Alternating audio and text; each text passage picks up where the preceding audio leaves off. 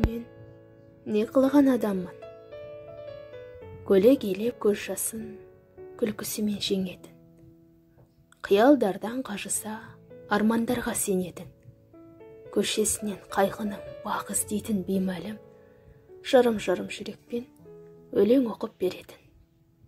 Мен не қылған адаммын? Жер бетінде не қалды бұл жүрекке сыймайтын?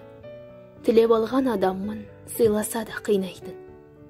Ет жақыны санайтын, іздемейтін достарын, дос түгілі дұшпанын, жамандыққа қимайтын. Мен не қылған адаммын? Өзге тұрмақ, өзімде қадіріме жетпегем адамдарды сөкпегем.